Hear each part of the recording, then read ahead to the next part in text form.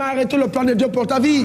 Laisse les jaloux parler. Laisse-les parler. Frères et sœurs, laisse-les parler. Et je vais vous dire ceci. La foule a tendance à s'opposer à vous quand vous êtes différent d'eux. Mais quand vous persistez dans votre différence, elle finit par vous admirer. Donc le plus dur, c'est de persister dans votre foi. Oh, je me rappelle quand Dieu m'a dit que maintenant, mon fils, je vais t'utiliser pour changer le paradigme mental de l'Église. Et que pour la première fois, tout jeune, en 2003, je dois acheter une Porsche décapotable. Et donc, quand je roule à Abidjan, les gens se mettent en faisant des sujets de prière.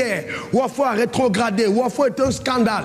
Un pasteur ami est venu me voir, il m'a dit, il y a des pasteurs qui pensent que si tu meurs, on aura rendu service à Dieu.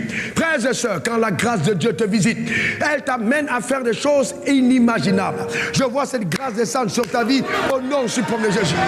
Un ami pasteur est venu me voir. Il me dit, pasteur, je veux un ami. Il était un bon prédicateur de l'évangile. La main de Dieu était sur lui et elle est même toujours sur lui aujourd'hui. Mais il m'a dit, je veux, montre-moi ton secret. Réfléchissant sur le secret, je lui ai dit la prière et l'obéissance à Dieu par la foi. Il m'a dit, il a commencé à m'insulter. Tu penses que tu pries plus que tout. Et qui, voilà, vous êtes là, vous faites des choses quand vous demande, vous ne pas. Il était fâché en colère. Quand j'ai vu la colère sur son visage, j'ai compris que notre amitié s'arrêtait là.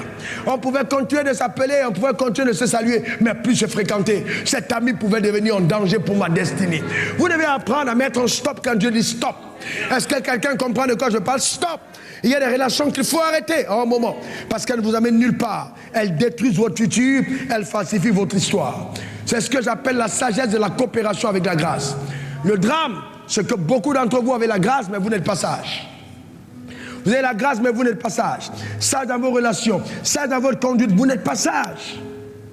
Vous voyez, c'est très important de comprendre cela. Vous n'êtes pas sage. Il faut être sage dans la vie. Vous voyez, cette grâce, ce qu'elle accomplit, je te garantis que ça va être terrible. Mais qu'est-ce que la grâce attend de toi? La grâce coopère avec ta foi. Il faut continuer de lui faire confiance. Il faut. Qu'est-ce que Marie a dit? Qu'il me soit fait selon ta parole. Enfin, je vous pose une question. Est-ce que Marie qui a demandé d'avoir un enfant? Je vous pose une question. Est-ce que c'est Marie? Non. Mais qui a voulu qu'elle ait un enfant? C'est Dieu. Mais dans la responsabilité de l'enfant incombe à qui? À Dieu. Elle dit qu'il me soit fait selon ta parole. Donc vous ne pouvez pas saisir la grâce sans la foi. Romains 5 verset 2. Nous avons accès à cette grâce par la foi. C'est très important. C'est la foi qui saisit la grâce. Oui, Dieu a une faveur pour toi. Oui, Dieu te prépare des portes ouvertes qu'il met devant toi. C'est vrai. Mais si tu n'as pas la foi, ça n'arrivera pas. La foi est ce qui légitimise l'action de la grâce. Il faut la foi. Je dois avoir la foi. Tu dois croire en Dieu. Amen. Tu dois croire en Dieu. Et quand la Bible dit croire en Dieu, ça veut dire qu'il y aura l'adversité. Frères et sœurs, c'est pas parce que Dieu t'a visité que les choses iront toujours bien. C'est pas vrai. Non. Souvent, ce sera compliqué. Mais n'oublie jamais, rien n'est impossible à Dieu. Rien n'est impossible à Dieu. Rien n'est impossible à Dieu. J'ai appris une chose, frères et sœurs. Je vous donne ce secret. Demandez à ma femme pour le peu qu'elle connaît de la marche avec moi, mais qui est combien haut, combien profond. Écoutez-moi bien, chaque fois que je passe à un autre palier, il y a toujours une grande bataille. Il y a toujours une grande opposition. Il y a toujours une secousse qui donne l'impression que, allez là, c'est terminé, il est atteint. Mais non, la grâce te donne de survivre. La grâce te donne de te relever. La grâce va te donner de triompher. Amen. Donne-moi le meilleur des amens. Dis encore amen. Frère, laissez-moi vous dire en toute franchise, il y a des moments où vous pouvez pleurer. Vous êtes couché sur votre lit. On dit, oh papa, oh tu m'as lâché. Qu'est-ce qui ne va pas? Mais tu pleures. Mais c'est pas parce que tu pleures que tu n'as pas la foi. À un certain moment, monsieur le Saint-Esprit viendra te dire, reprends courage. Il viendra te dire, le Dieu qui t'a parlé est toujours fidèle. C'est vrai que cette porte s'est fermée, mais Dieu a la capacité de mettre devant toi une nouvelle porte ouverte. Dieu est capable de sortir du néant la plus belle des histoires. Il ne s'appuie pas sur l'existant, mais il sort le néant pour amener à l'existence ce qu'on désire. C'est pourquoi il a dit à Marie, Marie, tu enfanteras un fils, bien que tu sois vierge et que tu ne connais pas d'homme. C'est très important, frère, de croire en Dieu. Si Dieu ne peut faire pour toi que ce que ton père peut faire, ce que ta mère peut faire, ce que l'argent peut faire, tu ne sers pas le même Dieu que moi. Il y a le Dieu que nous servons, que moi je sais et que j'adore, est un Dieu capable de surprises les plus incroyables. Oh, qu'il t'embarrasse de sa grâce. Donne-moi le meilleur des amens. Il a marché avec tes pères dans la fidélité, avec Abraham, avec Isaac et avec Jacob. Il a démontré son alliance. Il ne change pas. Il est le même hier, aujourd'hui et éternellement. Donne-moi encore ton meilleur amen. Dis encore amen. Frère, vous voyez, quand nous parlons de grâce, allez demander à Joseph. Joseph a reçu la grâce de Dieu. Joseph est chez lui, il n'a rien demandé, il a un songe. Il n'a rien demandé, il a 2 songes. Il raconte à ses frères. Ses frères écoutent le gars. Et puis en plus, voyez-vous, quand la grâce est sur toi, il y a un indice qui ne trompe pas. Les gens t'aiment. Et puis les gens te détestent aussi. C'est la même chose, c'est-à-dire c'est sucré, salé. D'accord? Il y a les gens qui t'aiment, mais il y a aussi beaucoup de gens qui te détestent. Et c'est pourquoi il faut faire attention. Ne force jamais les portes qui sont fermées devant toi. Jamais. N'essaye pas d'amener les gens qui te détestent à t'aimer. Ne commets pas cette erreur. Mais il faut avoir du discernement pour rester attaché à ceux qui croient en toi et à ceux qui t'aiment. Ne perds pas le temps à essayer de prouver aux autres. Non. Et frère, tu n'as pas besoin d'eux. Le jour où tu auras besoin d'eux, Dieu va changer leur cœur. Tu n'as pas besoin de faire des efforts, frère. Pas besoin. Pas besoin du tout. Dieu va changer leur cœur. C'est Dieu. Frères et sœurs, Dieu est chez lui et le roi dort. Il réveille le roi dans la nuit. Il est frais. Il monte ton visage. Il dit nomme-le. Dieu va te faire nommer. Il va te donner le marché. Dieu est capable de le faire. Jusqu'où nous croyons à la capacité de Dieu, frère, il est incroyable. Ce Dieu-là, j'ai vécu avec lui. Je marche avec lui et je sais de quoi il est capable. J'ai appris à croire en Dieu dans les moments les plus douloureux. Je me rappelle, j'allais aller au Nigeria. Oh, cette belle histoire m'est rappelée par le Saint-Esprit. Et je priais pour avoir de l'argent. Et la grâce de Dieu était sur moi. Je le savais. Mais et puis, il y a un tailleur. Un tailleur qui a eu un rêve. Il a eu le rêve 2 fois. Et Dieu lui a dit, il a besoin d'argent pour aller au Nigeria. Et à cette époque-là, j'étais vraiment, j'avais même pas encore de salaire. J'étais volontaire dans l'administration et étudiant à l'école biblique. Je voulais aller à cette conférence. Quand il est venu me voir et il m'a remis de l'argent, il m'a dit, j'ai eu un songe. C'était pas un grand montant, mais c'était l'école de la foi. Vous savez, vous n'êtes allé demander à personne. Vous n'êtes pas allé parler à quelqu'un, mais Dieu a parlé à la personne à votre place. Il dit, j'ai le cœur des rois entre mes mains, je les incline là où je veux, tel un courant d'eau. Frères et sœurs, il y a des moments où tu dois t'arrêter pour dire, Dieu, je veux voir ta gloire. Je veux voir. Arrêtez de fabriquer vos histoires. Laissez le soin à Dieu de vous enceintrer. Arrêtez de prendre des grossesses avec les voisins. Laissez Dieu vous enfanter au nom suprême de Jésus. Donne-moi le meilleur des amens.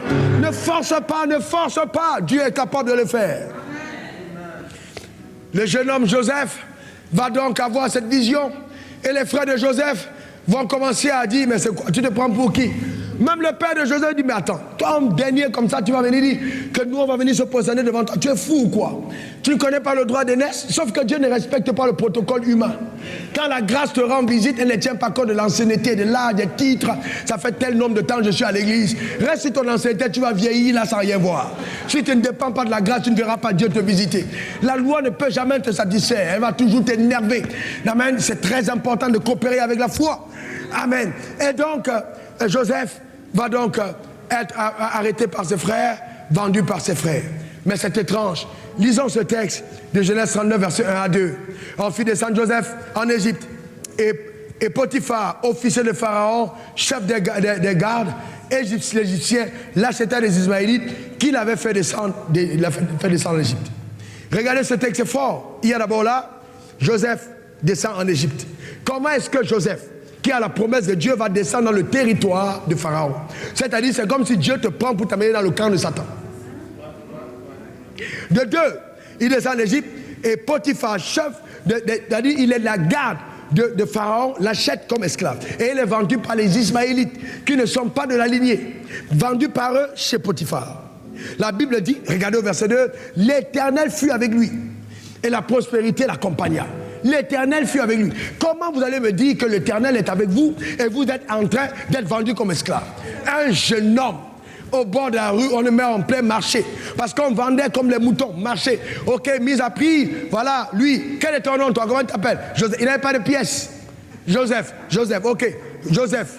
Et puis bon, ok, on vient, on regarde ses muscles, on dit, ah, il est un peu fort, il peut travailler. Tu peux nettoyer le sol? Oui, chef, oui.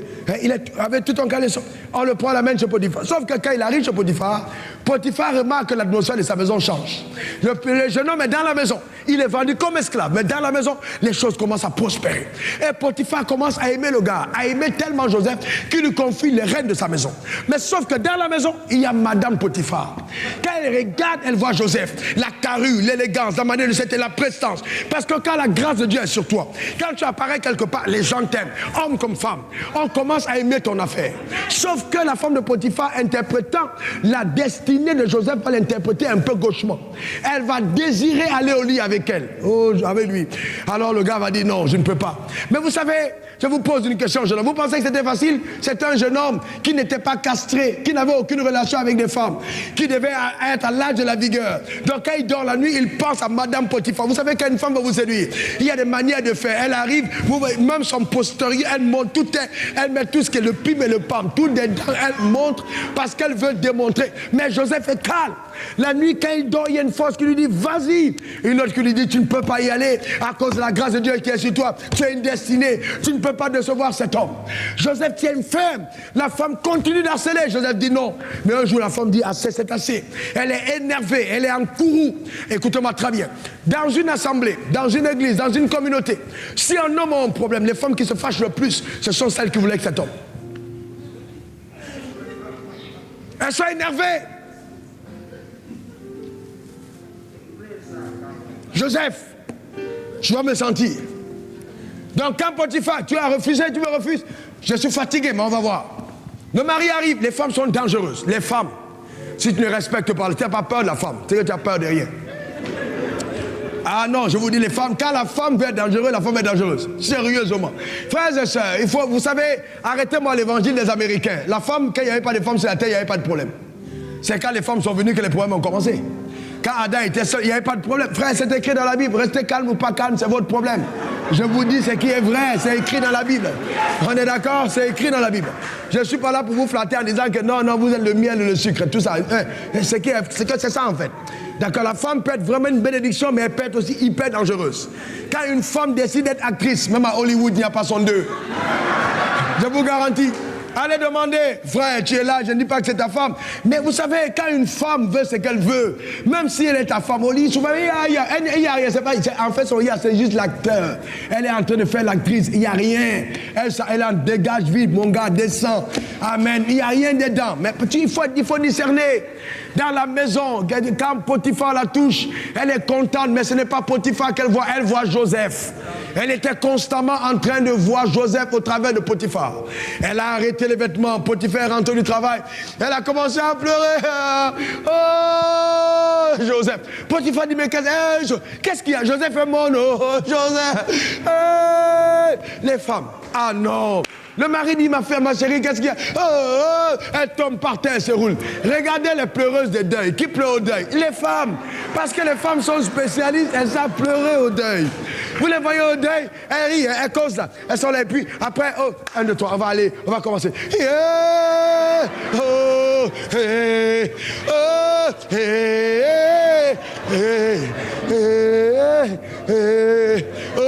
Secours. Et puis ça a l'air tellement vrai que quand tu les regardes, tu peux même pleurer, mais alors ils sont dans la comédie. La comédie de la femme, il faut que le Saint-Esprit pour discerner. Mais vous voyez, Potiphar n'avait pas le Saint-Esprit, frère. Il ne savait pas ce que c'est. Il a arrêté Joseph, il l'a mis en prison. Mais ma Bible dit la prospérité l'accompagna. Mes frères et sœurs, je vous pose une question. Quelqu'un que Dieu a visité, comment va-t-il en prison? Quelqu'un que Dieu a visité, pourquoi est-ce que Dieu n'est pas apparu à Potiphar pour dire ta femme mort?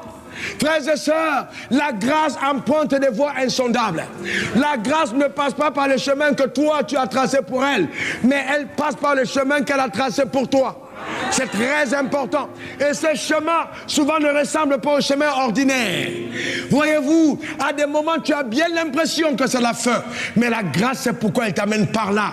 Parce que quand tu vas sortir de là, ton témoignage sera tellement éblouissant que les gens vont commencer à t'inviter pour dire, viens nous raconter ton histoire. Vous savez qu'il y a des choses qui t'arrivent dans la vie. Quand tu les as vécues, les gens, tu deviens candidat maintenant pour être recommandé. On peut t'écouter, raconter des histoires à cause de ce que tu as vécu. Prédicateur de la parole, ne soyez pas simplement à dire j'ai un grand message. Il faut encore aller plus loin. J'ai un grand témoignage. Ce de quoi vous êtes sorti vainqueur vous qualifie plus que le message que vous prêchez. Les gens ne veulent pas simplement entendre un beau discours, mais ils veulent avoir un beau vécu. Quelque chose qui prouve que Dieu est avec toi. Car la vipère t'a mordu et que tu n'es pas mort de cette morsure, alors on dit, voilà, les dieux sont parmi nous. C'est ça le problème. Mais on a aujourd'hui des gens qui ne sont pas prêts à payer le prix. Toutes les personnes que Dieu élève ont une histoire, ont un parcours. Et ça, c'est le parcours des voies insondables de la grâce. La grâce est extraordinaire. La grâce est puissante. Elle a conduit Joseph en prison. Sauf que pour raccourcir l'histoire, Joseph est en prison. Et puis, le panetier arrive en prison. Les chansons arrivent en prison. La première fois, il a une interprétation de rêve et il est oublié. 2 ans plus tard, Pharaon en rêve. Dieu lui-même crée un problème dans la couche de Pharaon. Il va maintenant créer un problème dans toute l'Égypte parce qu'il avait au milieu d'eux la personne qu'il avait choisi de lever. J'expliquerai ce mystère davantage à RW en live. Pourquoi est-ce qu'à un certain moment de la vie, Dieu est obligé de confier des missions aux païens qu'il ne peut pas confier aux chrétiens parce que les chrétiens n'ont pas l'ossature, la consistance, la force, la richesse qu'il faut pour pouvoir héberger la vision de Dieu. Voyez, c'est simplement extraordinaire. Voyez-vous, voilà que Jacob, Joseph est en prison. Et donc on envoie chercher, on se souvient de lui. Mais Joseph sait que l'heure est arrivée. La première chose, il va tout faire pour se débarrasser de tout ce qui est symbole de l'humiliation. Il va enlever l'ancienne barbe, il va enlever les anciens vêtements, il va se parfumer et il va se lever pour dire je m'en vais, je sors d'ici, je n'ai plus envie de revenir.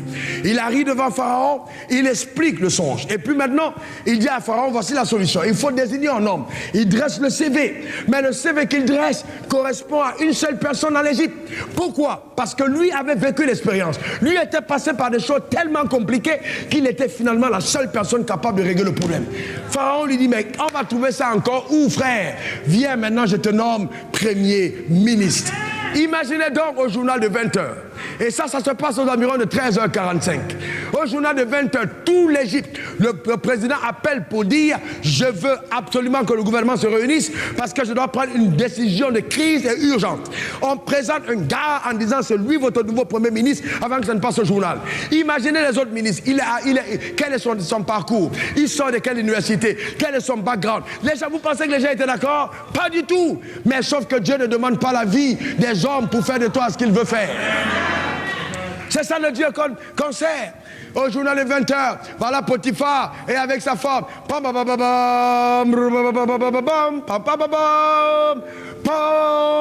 Édition spéciale. Le pharaon vient de nommer un nouveau premier ministre et tout le monde regarde. Et puis voilà Joseph qui apparaît. Madame Potiphar était en train de manger. La cuillère tombe. Elle touche. Attends. Les gens qui étaient à la maison, qui travaillaient avec Potiphar, les gens de la maison, un boy de la maison, un servant de la maison, le voyant premier ministre. Les gens se regardent. Attends, c'est vrai ou pas? Je suis en train de voir quelqu'un que Dieu est en train de positionner. Qui est en train de positionner. Et en train de positionner. Ta propre mère, tes propres frères auront l'impression que c'est un rêve. Parce que ce que la grâce fait, elle prend les choses viles pour confondre les choses sages. Et les faibles pour confondre les forts. Que cette grâce t'accompagne sur le chemin de ta destinée au nom suprême de Jésus. C'est ce que la grâce fait. La grâce atteint ses objectifs. Tu ne sombreras pas. Tu ne vas pas t'arrêter en chemin. Dieu est avec toi. Continue de croire aux promesses qui ont été faites par Dieu. Il a la capacité d'accomplir sa parole à ton égard. Joseph est nommé premier ministre d'Égypte. Quelle grâce extraordinaire. Quel parcours. Frère, je vais vous dire une chose. Je me suis rendu compte que quand vous avez marché avec Dieu et que votre vie est un témoignage éloquent, même les gens qui ne vous aiment pas sont obligés de vous solliciter. Le drame, c'est quoi? C'est que si vous dites aujourd'hui, on a besoin d'un homme qui a un certain profil. On cherche un homme dans le monde francophone qui marche avec Dieu et qui a été visité de façon extraordinaire, que Dieu a béni en partant de rien. Vous allez partir sur tous les continents, on va vous dire, on connaît un homme. Il est à Abidjan, il s'appelle Wafou. Donc, que vous aimez ma coiffure ou pas, vous aimez ma raie ou pas, ma manière de m'habiller ou pas, vous allez me solliciter parce que vous avez besoin de mon expertise. Donc, la grâce te rend à même d'être aimé même par ceux qui ne t'aiment pas. Vous voyez, elle te donne un profil atypique. Elle fait de toi une personne recommandable et recommandée par le ciel. C'est ce que la grâce fait. Le drame, c'est que quand elle travaille, beaucoup d'entre nous n'acceptons pas de passer par le chemin qu'imposé par la grâce. Frères et sœurs, la grâce de Dieu, c'est ce que la grâce est capable de faire. Écoute-moi bien, la fille que tu as chez toi, que tu réveilles à 3 h du matin, que tu maltraites, le gars que tu as chez toi, qui est peut-être même ton gardien, je te garantis, peut-être dans 5 ans, peut-être dans 10 ans, ce gars sera celui qui aura la clé de la destinée. Il ne faut jamais mépriser quelqu'un parce que, en fait, vous ne connaissez pas tout ce que vous voyez. Quand Jésus est né à l'étable, ceux qui étaient à l'étable ne savaient pas que le Sauveur était avec eux. La grâce a la capacité, justement, de te déguiser, de te voiler, d'empêcher aux gens de reconnaître ton état futur quand tu es encore en train de cheminer dans les voies insondables. Amen. Reçois cette parole dans ta vie au nom suprême de Jésus et vis le meilleur de ce que le ciel t'a réservé. Dieu a la capacité d'amener à manifestation ce qu'il a arrêté. Ne méprise personne, ne te méprise pas toi-même, aie du respect pour tout le monde, parce que Dieu est extrêmement fidèle. Lui qui a commencé en toi cette belle œuvre, il saura la parfaire au nom suprême de Jésus. Et j'entends Dieu me dire, quelqu'un est là et il pense, mais comment est-ce que Dieu va accomplir ces choses? Quand je vois ce que je traverse, frère, ta tête est trop petite pour assimiler ce que Dieu est en train de faire. Tu ne peux pas comprendre ce que Dieu fait avec cette tête. Il faut simplement croire. Et il y a des moments où tu dois mettre ta tête de côté et activer ton cœur. C'est par la foi que ça marche. Il faut simplement croire. Dieu n'est pas obligé de t'expliquer comment il le fera. Il n'est même pas obligé de te donner un signe. Parce qu'il y a des moments où il veut te surprendre. Et amen, Dieu n'est pas obligé. Mais il le fera. Il le fera sûrement. Il le fera certainement. Eh bien, il va le faire dans ta vie. Tu n'es pas venu sur la terre accompagner les autres. Il faut continuer de le déclarer, de le confesser. Oui, l'adversité s'est levée. Et tu as l'impression que Dieu n'est pas avec toi.